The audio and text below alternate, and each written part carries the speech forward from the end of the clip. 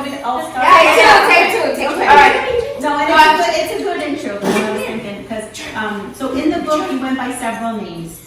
What name do you prefer to be called now? Fernando. Okay. Do they call you Bernie? Hold on, I got you. Why did you choose Fernando? Why do you like that the most? I mean, well, at this big old age of 43,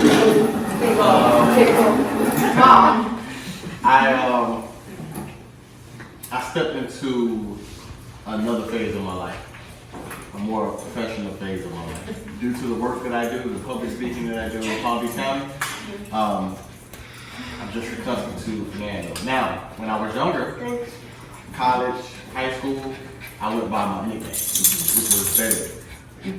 That was my claim to fame. So everywhere I went, you would hear that. Even teachers, certain teachers at my high school would call me that as well because they would hear it so often.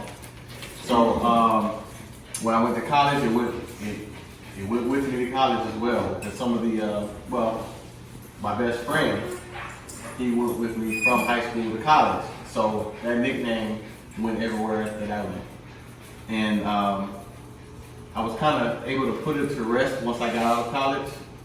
It was a transition period. But when I talk to people back home, they still refer to me as Baby. Is it Philip? No, not really. Now, I will say this though, when I became a probation officer before I started teaching, when I had a couple of people come through the probation office and they called me by my nickname, everybody was like, wow. Yeah. You know. And now I need to know why. That's a better probation officer. Right, say again? Yeah, that's a better probation Right, officer. and then when I started teaching, I came into contact with some people as well. No, none of the kids knew my nickname, but a couple of people that I ran into, they remember me from college, and the first thing they said, "Sit down." It's a long time ago. Yeah, well, yes and no. But I was thinking, like, at the different stages, you know, when you were young, you were like Marquis, and then, you know, then Bebe, and Now, I will say then this. Nando, and I had some other nicknames as well that I didn't include in the book. Okay. And I was like, you know what, I don't want people to get confused, but I had a lot of different names. Yeah. But I was thinking, just even you know, like even your periods of life, you know, like even your situations, it kind of matched your identity, I thought. Right. You know. And in hindsight, I discovered that I didn't necessarily have an identity. That's why I was bouncing between names, and I had all these different nicknames, and then people started calling me this, and I started just accepting it because I wanted to be accepted at the end of the day by someone. You know, all those years on the streets, it traumatized you to the point where you're looking for acceptance from any and everybody. Thank God I didn't go trying to get acceptance from the wrong people. Yeah, Because it could have went left. You know? Their real names? Like your cousin? Well, I will say this: grandmother? family members, no, they're all fictitious They're names. fixed names. Yes. But they were real people. Real You just people. use different names. Different names. Yeah, because you don't want to get them just Right. kind of Like as you all can see, my wife's name is not Donna. Right. I know. In fact, I was like, oh, did he get remarried? I said, oh, What happened I have multiple names too. And then when you said you're Vanessa, do you know about Donna? Now I have questions. Now that I think about it. Hold on. Now I will, and I haven't shared this with anyone other than immediate family. Do you all want to know why I called her Donna in the book? Don't you dare.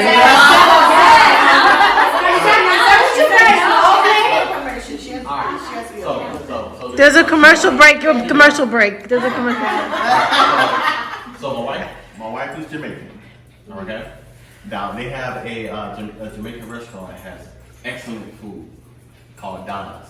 All right. If you've never been there or if you've never seen it before, try it out. It's a brand. Where is it? It's everywhere. It's all over the Tri-County area. They have them in Dade County, They have it here, man. Broward. Yes. So where is Donna? So since the food was so spectacular, I was like, you know what? My wife is spectacular. So Tried, you tried. So I need to find out why this, we should I have. don't know already. Okay, but we should have done our. You know, I don't there, but in the book you were late. These are the same part. Hold on. Marlene's a accounting team What? here. But in the book it was a ladies' man. Uh-huh. Did you make up all those names? A lot of names to take Yeah, up. I did. And you know what? It's the same question my wife had. She was like, these names came from anybody in the past? Nope. Okay, ready? In the beginning of the book, your dedication to Dad, I forgive you, it was so powerful. Like, that was the first thing that I read, and I already had goosebumps going into the story. So how were you able to process that forgiveness? Yeah, that's a deep question. Are we gonna start off like that? I'll give you the easy one first. Okay. Yeah, because Oh, they get harder. no, then we're gonna start asking about mom. No. That's not gonna be nice. The name question was first. Okay. All right. So I have a question there. Wait, Mom. No, that I'm gonna, you know, Follow up. piggyback off of that one, yeah. So that essentially set the stage for the entire book. When my father passed away, I could hear his voice tell me, "Hey, listen, you need to go ahead and tell a story, not just your story, but our story." And that's what I heard, and it resonated with me. So the first thing I had to do before I put anything on paper was get closure. And I feel that the statement that I made at the very beginning of the book helped me get closure in a sense, as far as my father and I's relationship. From the book, I get the idea that you loved your father very, very much. I did. And that he loved you very, very much as well. Definitely. With, despite whatever situation he found himself in, he was worried about you. Yeah. It was a good relationship, so I could see you forgiving him for that. My question to you though was, did you ever regret not going with your mom and your sister? Like when you found yourself homeless with your dad and your dad, you know, that you know. Not one time did I say, you know what, I should have went with my mother. You didn't think that ever? No. I think that would have gone through my mind. I didn't have time. I didn't have the time or the luxury to sit there and contemplate. It was like, okay, listen, I need to make sure that right after school, I go to the park, I wait for my dad. If he's not here by a certain time, I need to walk down 27th Avenue, go to 183rd, make sure that the spot that we sleep in, or one of the spots that we sleep in, is vacant. No one else is staying there. Make sure that we put our claim in, put our box there, and do what we need to do. So I didn't have the time to sit there and think about those things at all. I was on survival mode.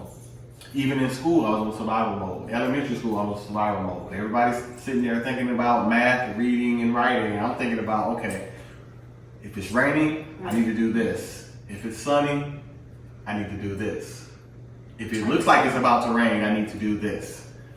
So you were already like planning ahead of what Right. you were gonna have. I'd like to ask a question that kind of like piggybacks that one. So you never really thought like you should have gone with your mom and your sister, but for me, you were really young when your mom and your dad split up, and you were like, I want to go with my dad, and your mom was like, okay, and I'm like, That was kind of spur of the moment. how does that happen? Like, he's a little kid. I'd be like, hell no, you're coming with me. Like, I'm leaving your dad and you're coming with me because I'm your mom, you know? And I'm not gonna leave you with your dad, who I'm leaving for a reason. You know what I mean? But you gotta remember in the book, right?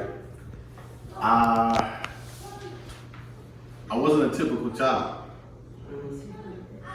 I was my father's child. I spent the bulk of my time with my father, regardless. So, in order to physically get me from my father to outside of the apartment, you would have to get physical. And she didn't have the time or luxury to do that.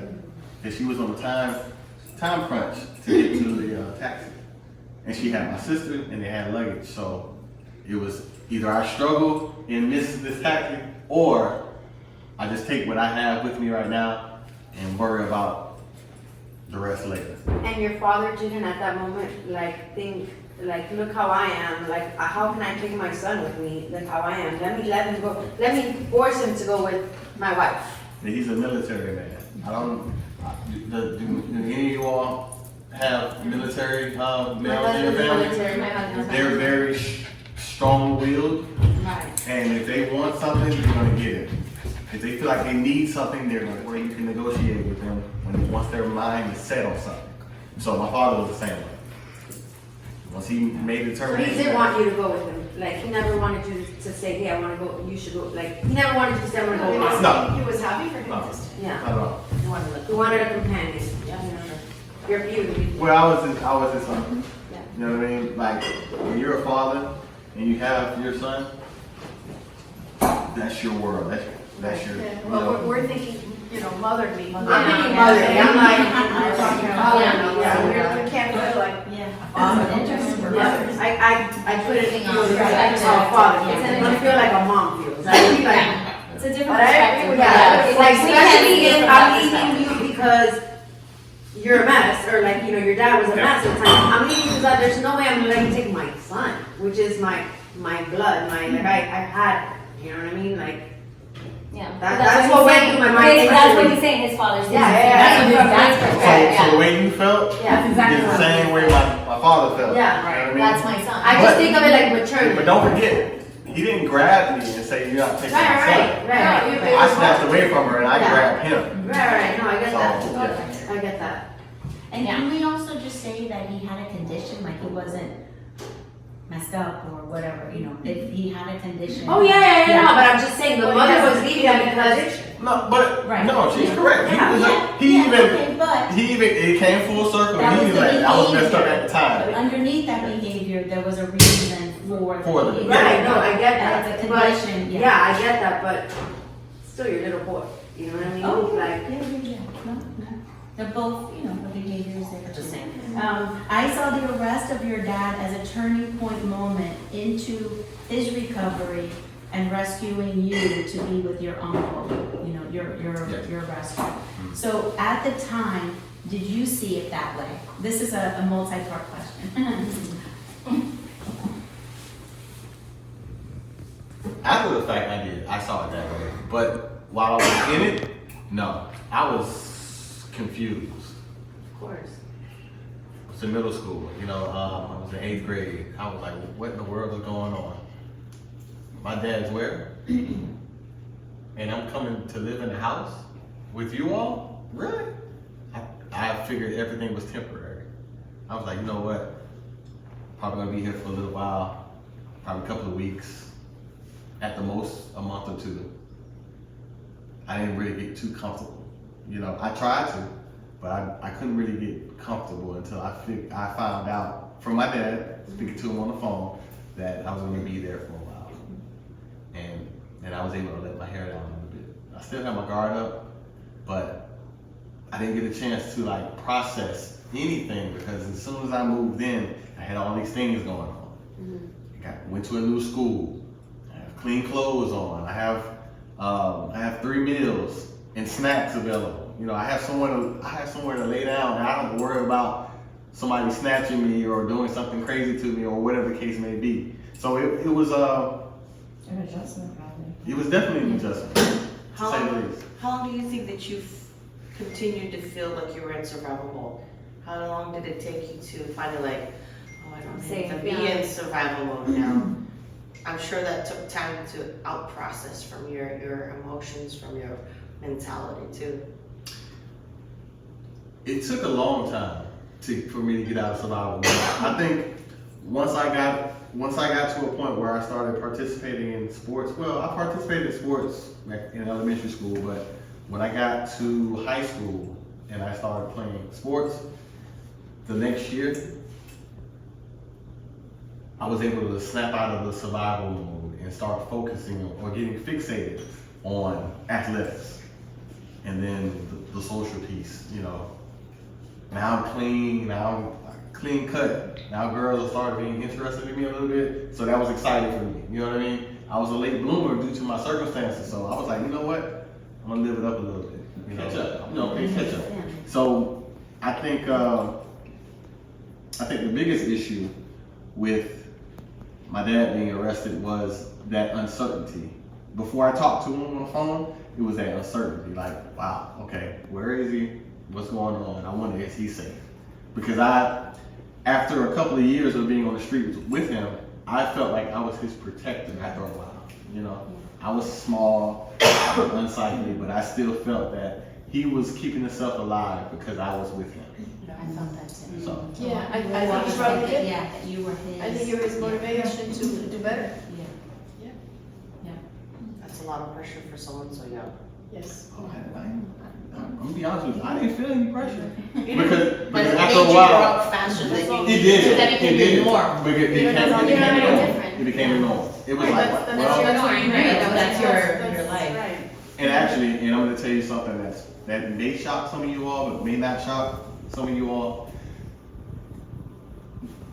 Being the man that I am now, having the responsibilities that I have, there's more pressure with being the stable human being that I am now than I had when I was on the street. I think because they're very specific needs that you had to focus on. They're very specific But it was drives, less people specific watching. things you Maybe had to focus on. expectations, right. Yeah.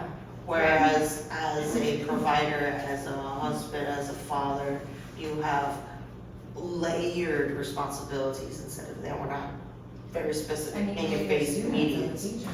But Yeah, planning for the future is hard Right. and difficult and uncertain. But I don't worry about anything. Hmm.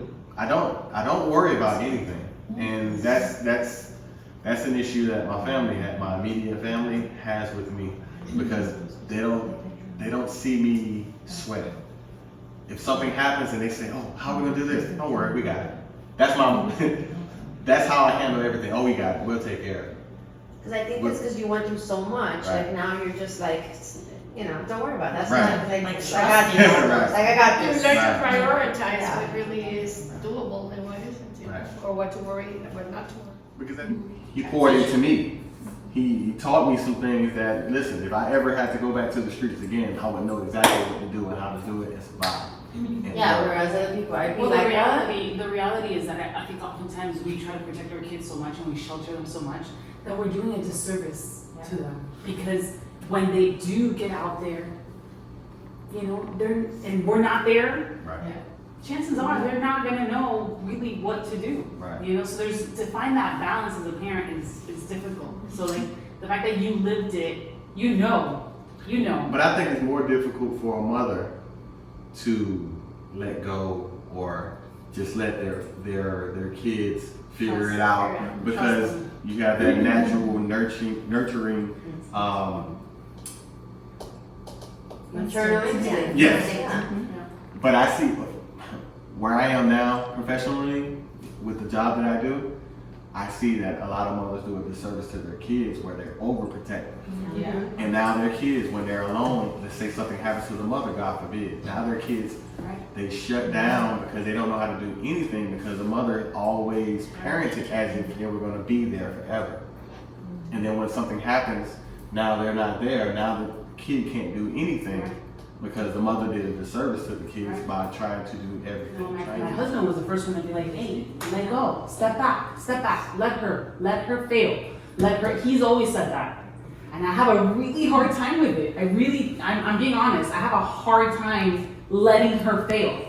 But the reality is that if she doesn't, she'll never really know the true consequences of, you know, of her having to do it on her own. And I've learned. I mean, now she's in 8th grade, and I think now finally You're it's letting taking me go. like I've it's never. taken me at least 2 years to. And sometimes I look at how many WhatsApp chats I have, and I'm like, what is wrong with these moms? Like, Oh my god. Yeah. like, Oh what my do the kid God. have to get? Like, the kid's a freshman. Like, they don't know what they have to do for homework. Like, can you ask your daughter what they got in English? I'm like, my daughter's not home. Like, she did her homework. Like, or like, they'll be like, what are the kids? Like, they're in high school and they're like worrying about like, when are the sports? When are this? I'm like, your kid doesn't tell you this. Like, But I think it also has to do with, so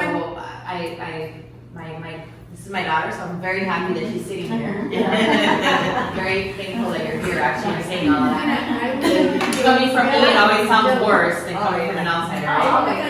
I don't know. But they were saying about how nowadays, they've lost 20% of vocabulary. on my computer. Yeah. So I feel like there's always a lack of being able to communicate. Oh, yeah. And you know, and it comes down to that because, you know, we went to the mall last weekend with her friends, it was 3 of them. And one of them wanted to buy churros. So she tells me exactly what she wants to buy. And I'm like, I don't want to buy churros, you want to buy churros? Yes. Go, you go talk to the lady. Yeah. It was literally, Pulling them out like that. no, that is true, but it's name, it was literally like, Oh my God. I have to go talk to Yeah, them. yeah. Right. And I don't know- It's to a point where you're saying, like, for us, it's like, I'm like, yeah, so I sat down and I'm like, I'm not gonna buy anything. You guys want churros, you're gonna go over there and you're gonna talk to the lady in the window. Yeah. You're gonna pay, you're gonna get a change back, you know? And it was like, you know, they're in 6th grade. And She's this grader? she was 6th grade. I was gonna say. Very tall for 6th grade. Everything in the book is real. Yeah. So I will say. No, they have 2 sons. I will say this. No, I don't know, maybe you Every- changed it for the story. Everything in the story is real. The only thing that was changed were the names. But everything. Well, my question is, do you guys have the same parenting style? Do you ever have? No. Because the way that you were raised is maybe very different from the real Donna's way. Yeah. Are you They're both shaking their heads. Donna. Totally different. Yeah. I'm a disciplinarian. Where I was. All right. As I get older, I'm getting softer. Yeah. But They're getting when I initially became a parent, Poor Jenna. what? Yeah. I was tough because I knew being a middle school teacher, and also before that being a probation officer, I knew that if she didn't have structure, then anything could happen. You know, being her stepfather and being the only father that she knows, I knew that I had a big responsibility to make sure that she was happy, she was safe, and she also received certain life lessons that would make sure that she was successful. Being that age, I couldn't tell. Now, if she wasn't a functional addict, I would be able to tell, obviously.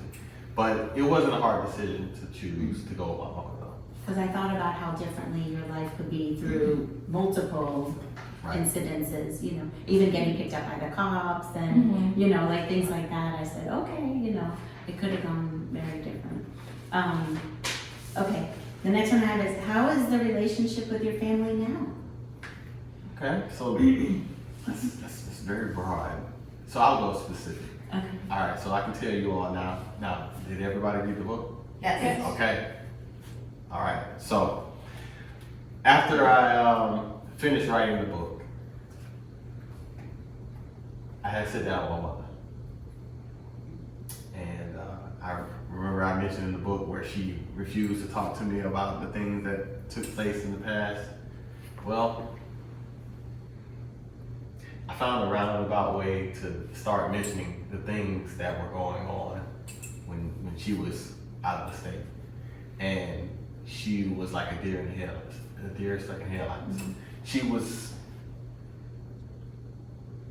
oddly silent. And I could tell she was processing. She was like, wow. But the thing that I told her that resonated with her the most was, I went through all of those things that you didn't know about, but no one ever apologized. No one ever came back and said, hey, you know what? Hey, you know, we're sorry for doing X, Y, and Z, or we're sorry for not doing X, Y, and Z. And it seemed like everybody was just okay. Once I was okay physically, then everybody else was okay with it. But when I told her that, she didn't say it. She didn't say a thing. The next day, she called me while she was at work, and she told me, I'm sorry. That did something to me, you know. That released a weight that was on my shoulders that I had no idea it was there. You know, I felt good about it. You know, I felt like I was 7 feet tall. You know, I'm only 6'2". Almost 7 feet. Also 7 feet than many of us. It was something I needed to hear it was definitely something I needed to hear. And, that was a full circle. Yeah, and that's powerful, because I was thinking she could have defended her own self, by saying, oh, well, I was in this situation too, I was in survival mode too, but being there, like, that's a motherly thing to do, And we talked about that.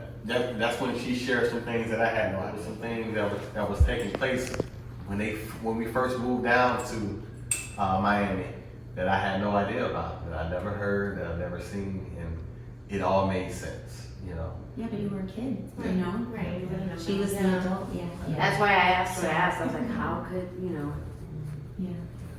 there was No, more but to it. when it was more to it. Yeah. And when she told me about it, I was like, oh, I see why you were like, no, we gotta go. So, it makes sense. Your sister, do you see your sister a lot? Yes, I talk to my sister all the time. Is she here now in Miami? She was living in Texas for a while, and then she moved back down with my mother. So she was with my mother, moved to Texas for about 4 or 5 years, and now she's back in Florida. How long ago did you write this book? Because sometimes people keep the manuscript. It goes all the way up to 2024, Yeah. when my father passed away. When did you start to write the book? Well, I started writing the book. I had a rough draft that was 40 pages in length. I started that right after I finished college. Just jotting down. It was therapeutic. So, Yeah, That journaling, Yeah. yeah. So I was jotting down like a lot of things that took place in sequential order. Yeah. It was therapeutic. It was definitely therapeutic, but I didn't see myself releasing a book. I didn't see myself actually going through all the details.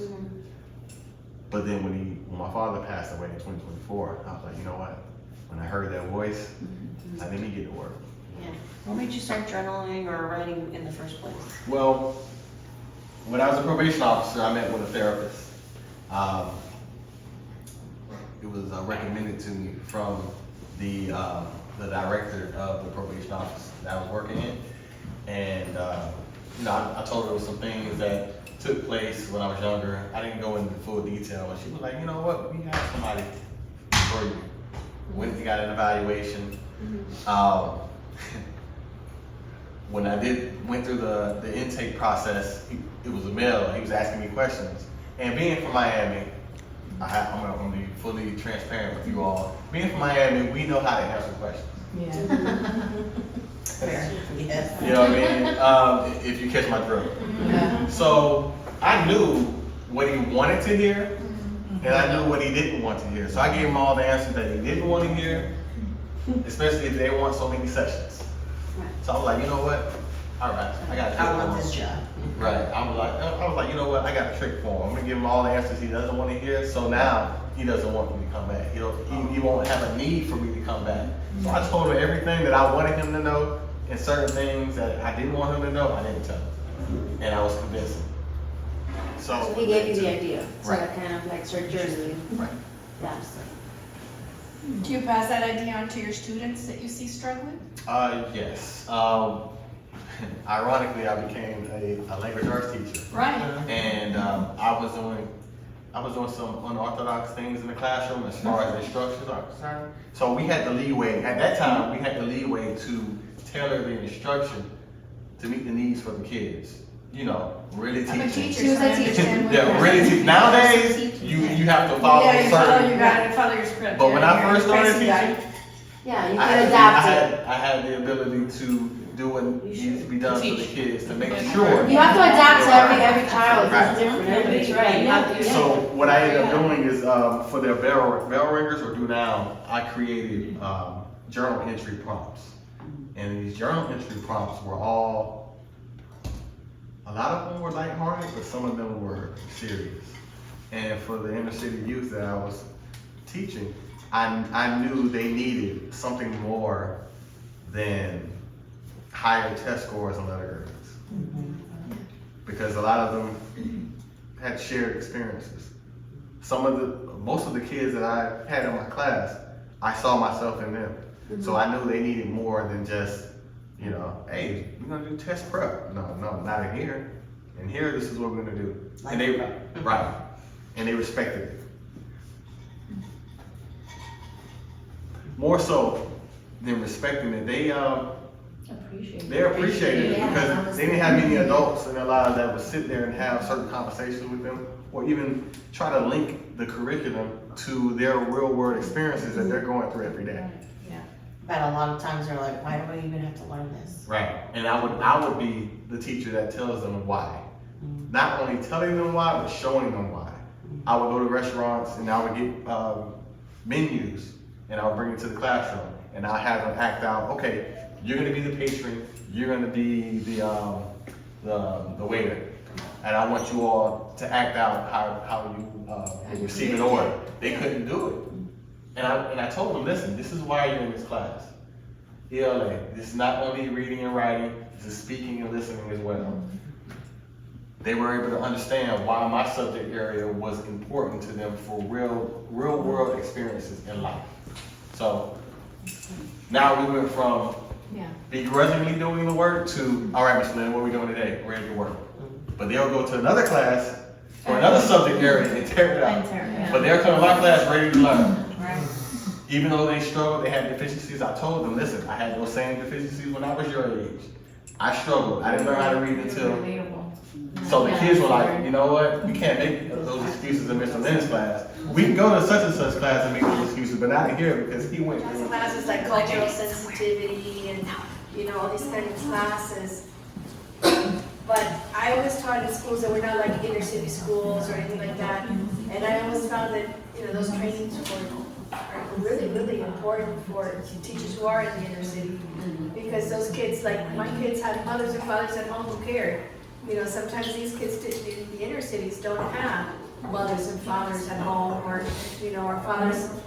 All parents care, but they didn't have the time to dedicate to the kids. And I think it's so important what you're doing to train these teachers to be sensitive to these kids. But even the kids that have both parents at home, they're still struggling as well. See, there's a misconception. Because there's parents at home, but those parents are working from those parents out of town, so they have a nanny or somebody. And those kids are acting out in school too because my mom is out of town, my dad is doing whatever, and I'm by myself. So I'm gonna go to school and I'm gonna act out because I know this teacher is gonna be here every day. She has to be here every day, but I can tell she wants to be here, and I want to act out because I want her attention the entire time I'm in front of her. And as a matter of fact, I'm noticing that there's more issues going on at the. Matter of fact, I can't say that. Am I being recorded right now? You can edit. I can't record it. To open your eyes, like what everybody, I guess that's what I'm saying, so I feel like, we should expose our kids to that. Because I'm from Brazil too, and the same thing, when I took my daughters to Brazil to visit my family, they were little, and they're like, why is this person here? I was like, that's where they live. What about, that's where they live. But where do they go to school? They don't. And this is the reality. And they were like in shock. And I was like, yes, unfortunately. Not everybody lives the way you do. Not everybody lives the way we do. And then I say the same thing, because I'm also a teacher. I say the same thing to my students. Every time my mom goes back to Brazil, something so simple as a pencil. Yeah. There's so many pencils. There's so many different supplies in my classroom that I don't use it. Because we just have way too many of them. And I do teach my kids, I was like, this pencil has to last you 3 months. Like 3 months. And then at the end I see myself like, oh, I still have so many pencils, just to say pencils. So we all take it to Brazil. I give it to my aunts and then they take it to different schools. And then my aunt always sends me the pictures. So I always tell my students the same, at the beginning of the year, I tell my students the same thing, like, don't take for granted what you have. Because where I come from, some of the kids in school is like, it's one pencil and we're gonna share between the two of us. And every year I show them the pictures, because I have the pictures, and they're like, some of them are in shock. I had a little girl one year that she goes, here, this is for Brazil, and it was a Ziploc, and I was like, what? She goes, for Brazil, and I was like, when I looked at it, it was full of pencils and erasers, and I was like, okay, we'll make it there. That's great. But you teach them something, but you don't even have to go that far. I mean, I have a food rescue nonprofit, and we go to Mother Teresa Center next to Jackson. And I take them with me. And, you know, at one point it was full of tents all on the street, you know, and it's difficult to explain, but now we pull up, we make rescue packets with socks and cookies, and we stop at the light and we give, that's what we give out, you know. But it's allowing kids to understand that it's not that, you know, and I'm very grateful, and we pray about it all the time, that my kids go to private school, we live in a nice neighborhood, but they live in a bubble. And unless we're exposing them and teaching them about, you know, what they should appreciate, it's difficult.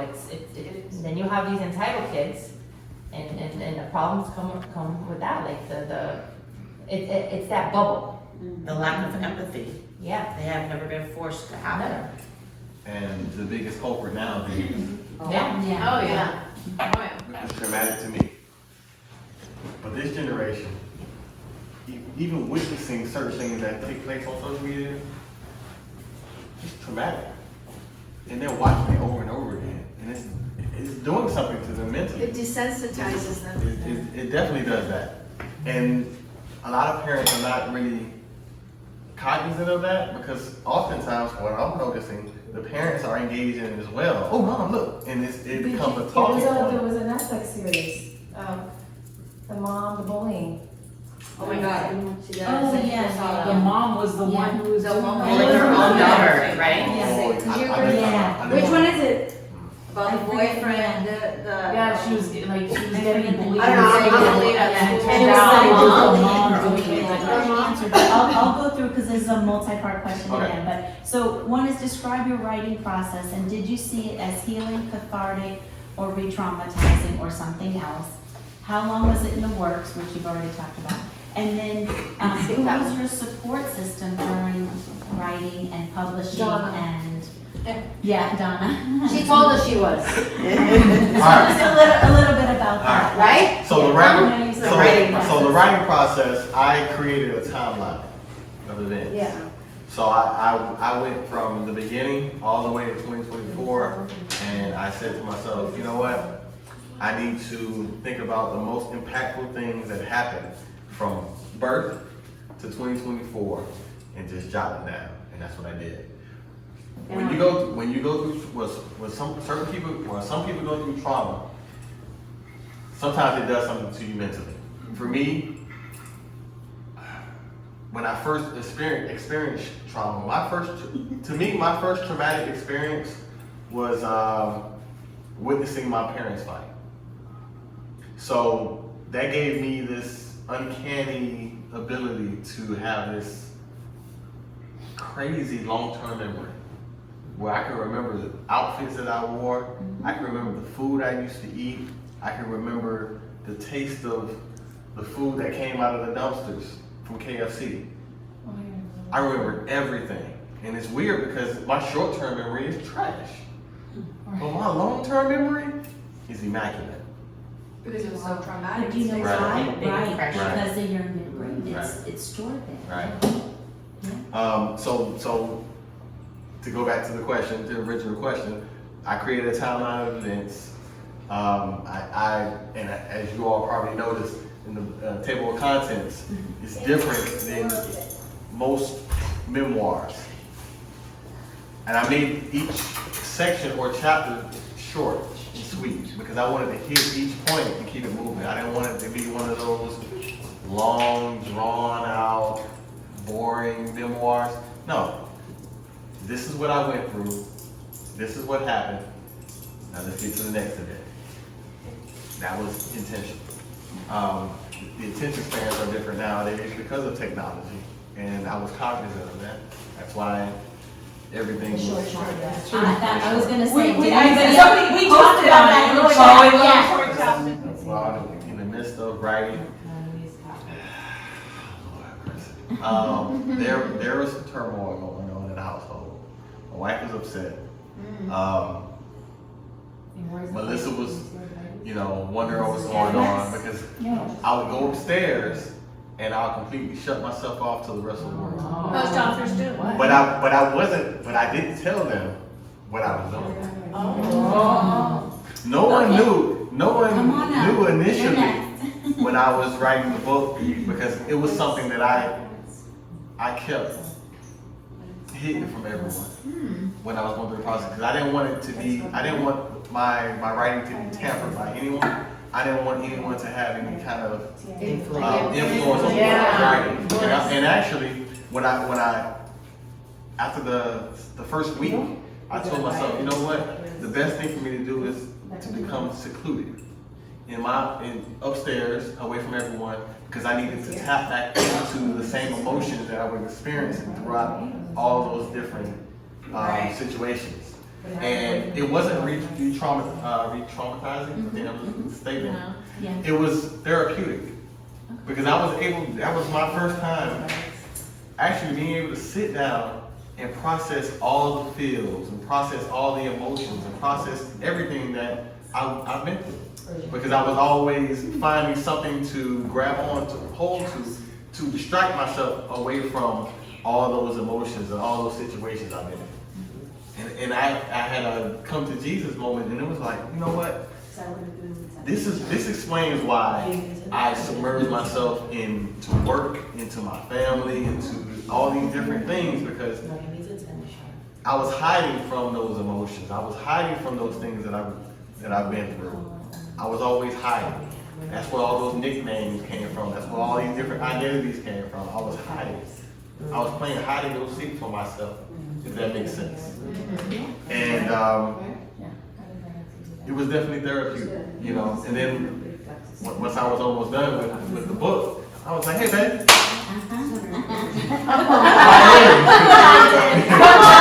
By the way, I wrote a book. So, and I explained to her, I was like, listen, you know. What did you think he was doing? Like grading papers? No, not at all. The change was having a roommate and then being in an environment that I wasn't used to. Like going from the inner city in Miami to Boca Raton. Yeah. It was like, what's this? Okay, let me figure this out. You know, it wasn't this short.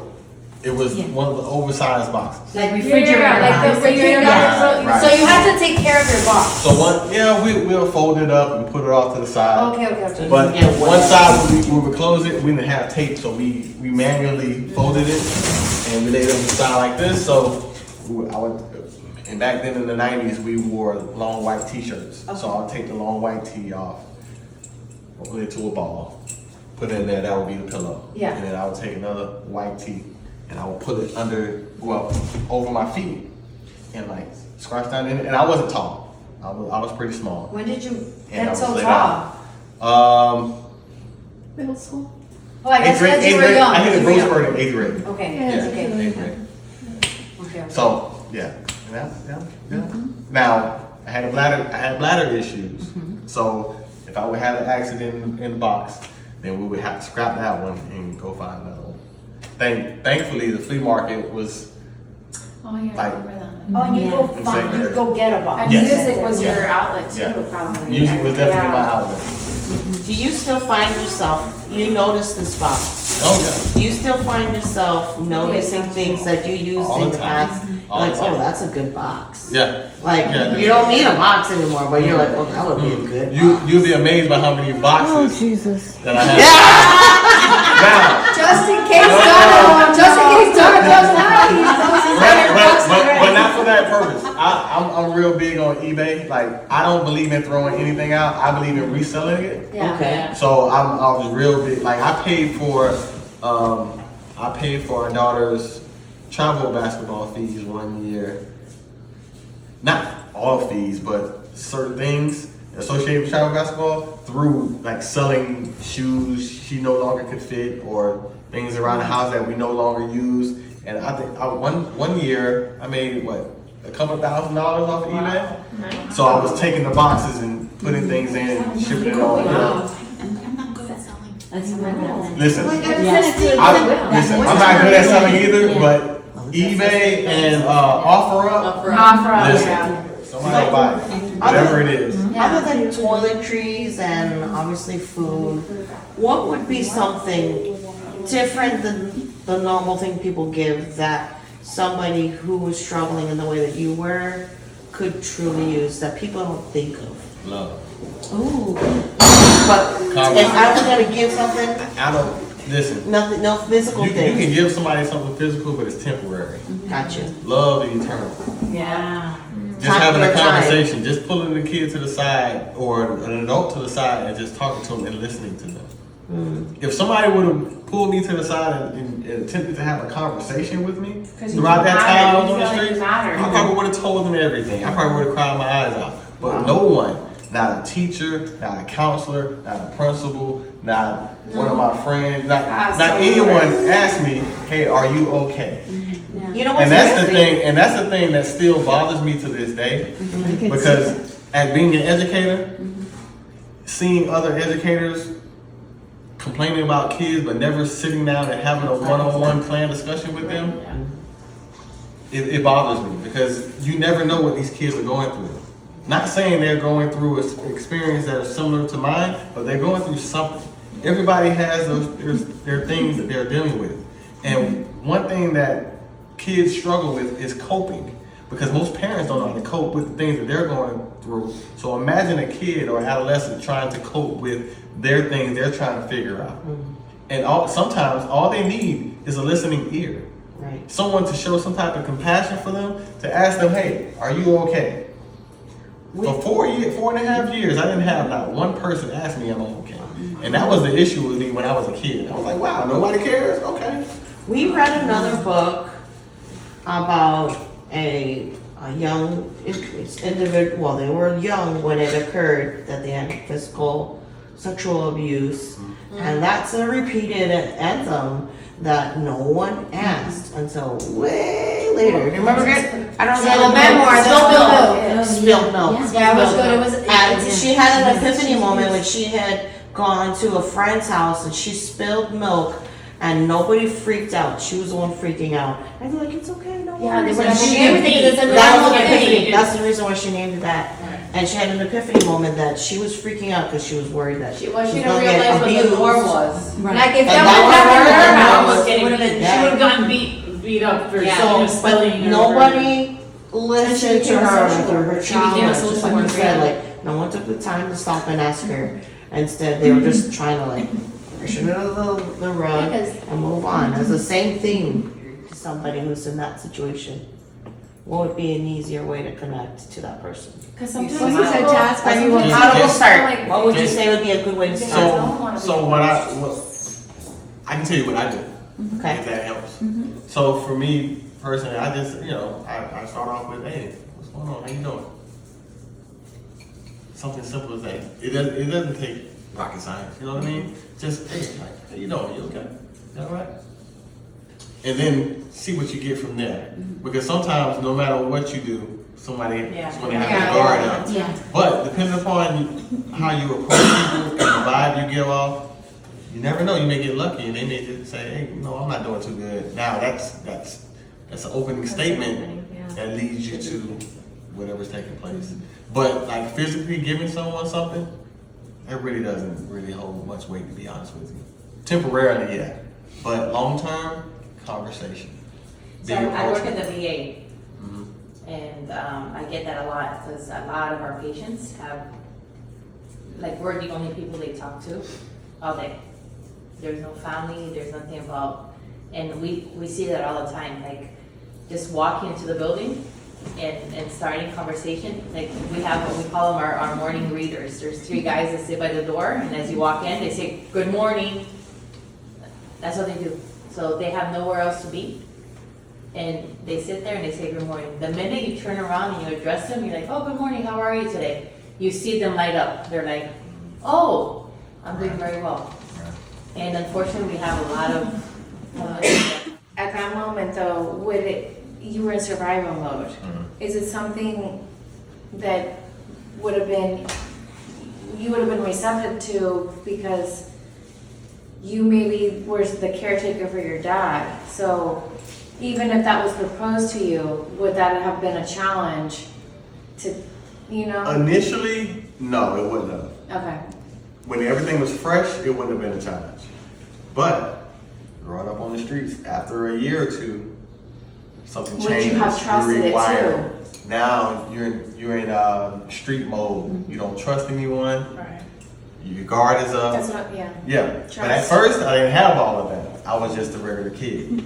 And if somebody would have asked me how I'm doing, I'm not doing good at all. You know, this is what's going You on. probably wouldn't have wanted to open up to them either. If Say you, again? you probably wouldn't have been trusting to open up. After a After while, they no. were. How long were you homeless when you were younger with your dad? So the end of my 3rd grade year to the middle of my 8th grade year. Wow, that's a So long that time. would 5 be- years.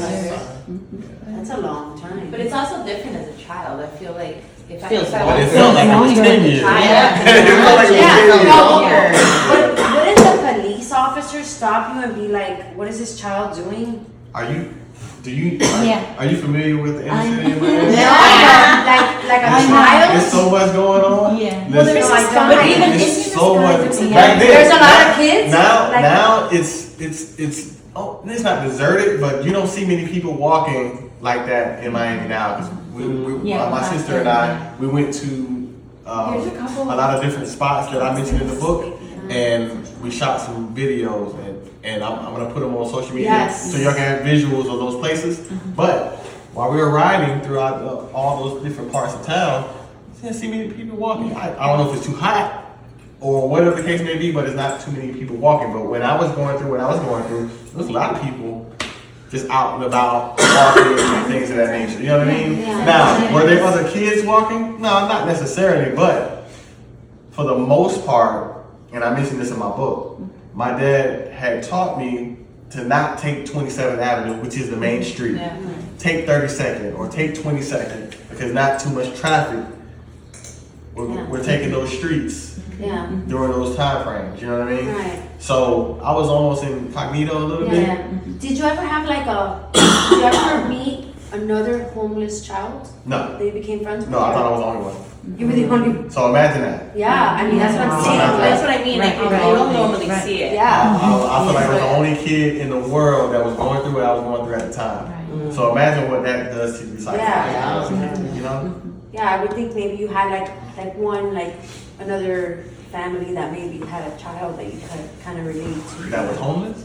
Yeah, I No. mean, It was a conundrum to me. I would see other adults, Yeah.